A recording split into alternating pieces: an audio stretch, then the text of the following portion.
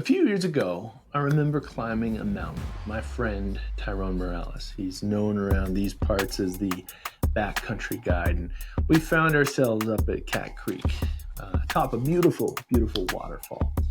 And then Tyrone let me know that the only way down was to scale a freaking cliff. Not quite what I had signed up for. And I hit a wall. I froze. I couldn't think, couldn't breathe, couldn't move. I nearly died. Literally. I had a stroke. Now, Tyrone didn't carry me off that mountain, but he told me exactly where to put my hands, where to plant my feet to anchor in, and to remember how to breathe, which was critical to avoid death or death-like symptoms.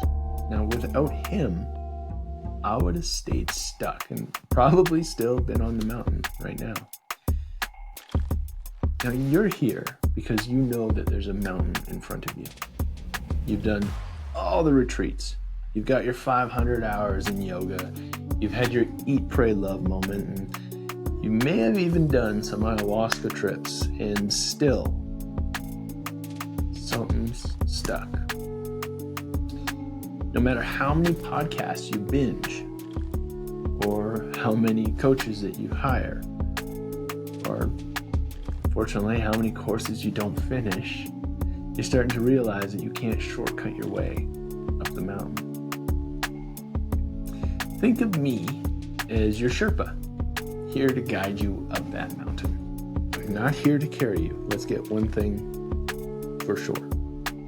No carrying, okay? I'll guide you away from the Yetis, keep you off the cliffs, and avoid all of the avalanches. That way, you can get to your own summit. And that summit is coming to terms with loving the one person that you get to live with for the rest of your whole damn life. That's yourself. I've worked with dozens of heart-led leaders. They had it all. You know, they had the certs, they had the programs, they had the income, they had the success, but they still couldn't find a way to say what they really wanted to say. They could teach the transformation, but they failed to actually express their own. They wanted to speak their truth. They wanted clarity. They even wanted to feel seen, feel heard, and stay in flow. They wanted, most importantly, their message to land and actually move people. At first, most of them, they thought it was just a content block or like a creative, I'm just stuck. Maybe I'm just too much of a perfectionist. I'm just not working hard enough, or maybe I need better branding or better courses, and maybe that's all the same for you. You know, the truth really is, though, like the actual real problem is that they're disconnected from their voice. They were disconnected from their friends, from their family, from Mother Nature, from the sound of their story. They didn't even know who they were anymore. But they had no idea what it meant to be authentically themselves. Right? Maybe that's the same for you. Now, if that is the same for you, good news is that's what I do. I help heart-led leaders just like you turn their story into sound. And that helps them navigate all that heavy stuff in life. You know, the weight of the world is on most of us leaders' shoulders, and we never really fully get the opportunity to just let it go and be held, right? And by having a way to express and navigate through that heavy stuff, I help you turn your pain into power, which is very, very, very, very cool to be a part of. And that is what will connect you to yourself first. And once you do that, you can connect better with others. And it's as simple as the ABCs. Now, let me explain.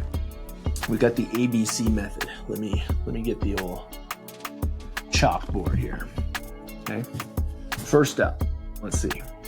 Okay. So, ABC method. We're going to draw this big old mountain. Okay. We go A, B, C. Method. Okay. A. Starting at the bottom. That's base camp. Okay.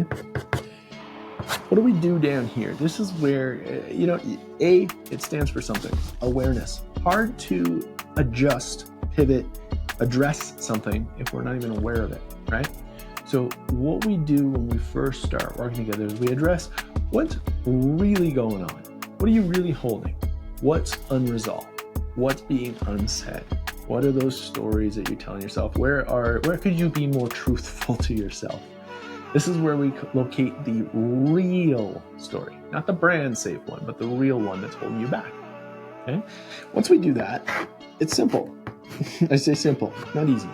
And I want to explain something here. This is B. B stands for beliefs. Okay? I guess I should have, here. I'm going to confuse myself now. Base, no, let's go aware. Base camp, but that's aware. Okay, B is beliefs. Once we're aware of the story that we're telling ourselves, we can change the belief system. And here's how. The way that we articulate our thoughts is through the words that we choose to use. So that's the words that we speak to other people externally, like our colleagues, our friends, our family, loved ones, all the people around us, but also the stories that we tell ourselves, the words that we tell ourselves, and typically not so great.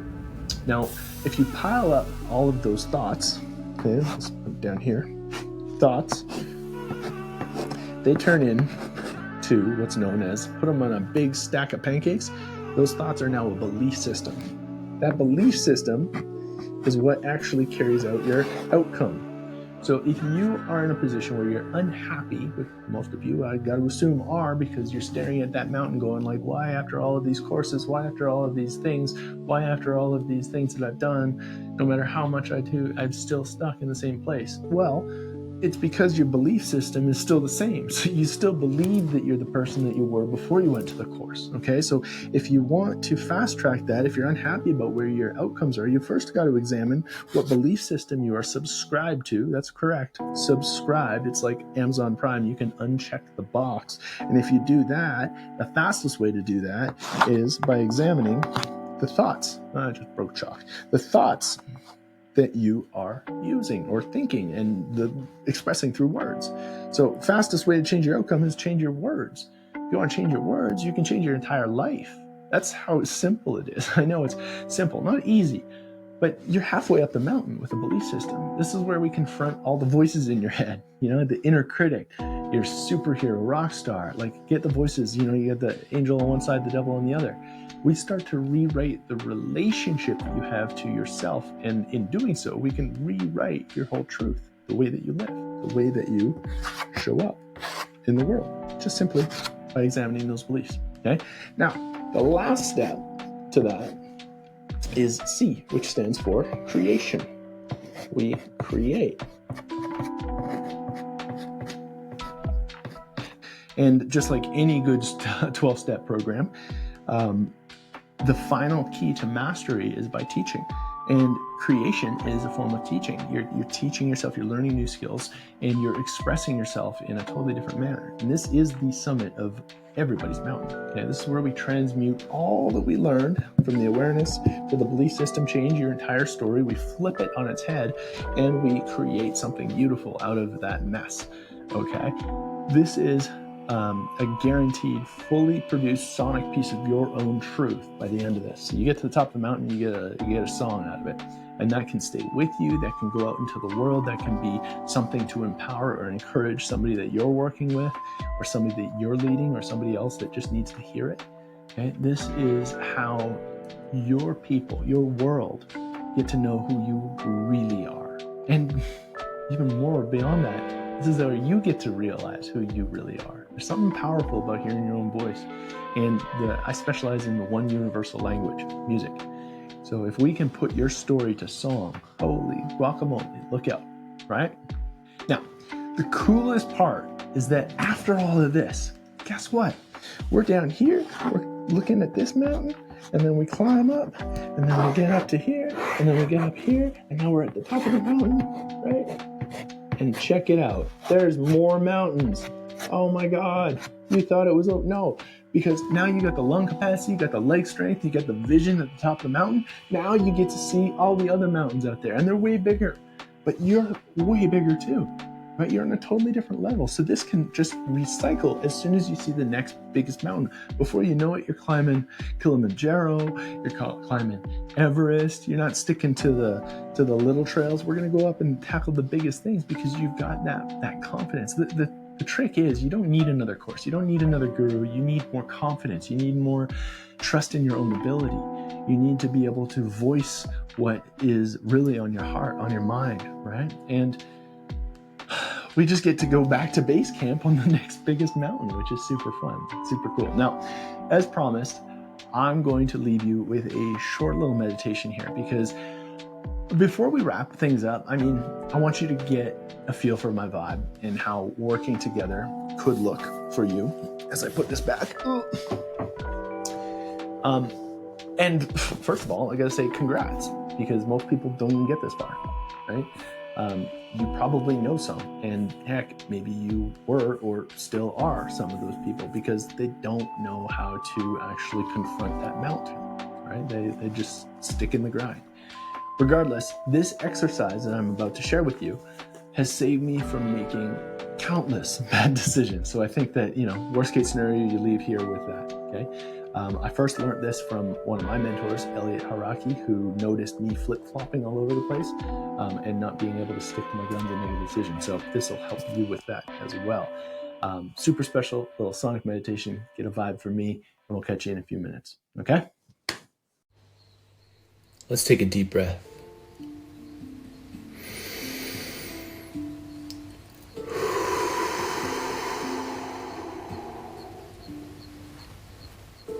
Drop out of your mind.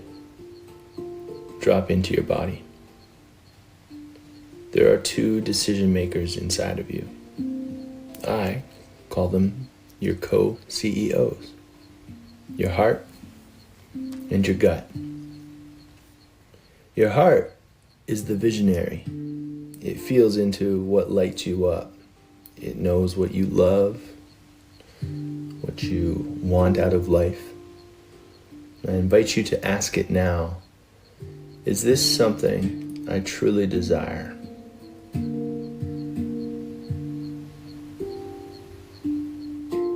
Is this something that feels exciting, even if it scares me?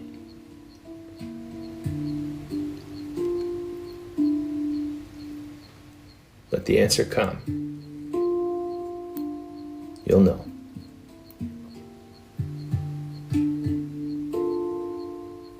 Your gut is the spy. It's a secret agent who's been tracking your story the whole time. It knows your patterns, your past, your warnings, and your wisdom. And I invite you to ask it now, does this feel aligned? Do I trust this next step? Notice if you feel a pull or a squeeze or a ping. That's the gut doing its thing. Now, anytime you come up with a decision you've got to make, if your heart says yes and your gut says yes, do the thing. If they both say no, trust that too. But if you're stuck in the middle, one says yes, the other says no, just remember this. The only thing that you get from sitting on the fence is a sore ass and spiritual hemorrhoids. So, make a choice. Move in the direction of clarity. That's where your voice lives.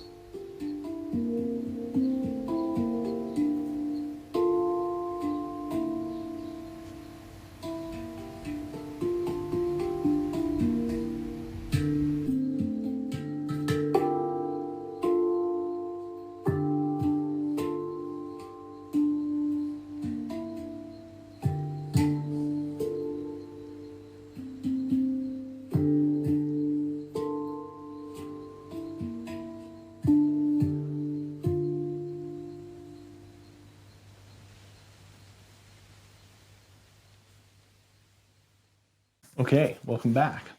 How was that? I'll let you come back into the room, take a breath, and yeah, find that clarity. See, your heart and gut are the decision makers. So you already know if this is right for you or not. You just got to learn how to tap into them. I want you to imagine this though. If your people could feel the truth that you now feel in their body like that, what would that change for you? Right? If your voice finally matched your power, who would you become? I feel as though you probably know what I'm about to say, and I don't have to close anyone on this because you either get it and you're ready to climb the mountain or you're not. And either answer is okay, right? Here's what I will say. If those co-CEOs are in alignment, giving you both the thumbs up here, let's go. Okay, let's book your call down below and find the right way up the mountain for you. Now, if you're on the fence, remember what that means. It likely means that you need more information. So book a call and let's chat it out. Let's find out where you're at and see if there's something that I can help with. And if this is the end of the road and you're good to climb the mountain on your own, I'm here for it, man. That's awesome. I trust that you got some value, and I'm always here if you need me in the future. Okay? All good, and thank you for being here, and congrats on honoring yourself and listening to your intuition. Now, for my yeses and my maybes, I'm looking forward to chatting with you. The first call for me is more like a vibe check. I have nothing for you to buy until I know that I can help you and you know that I can help you.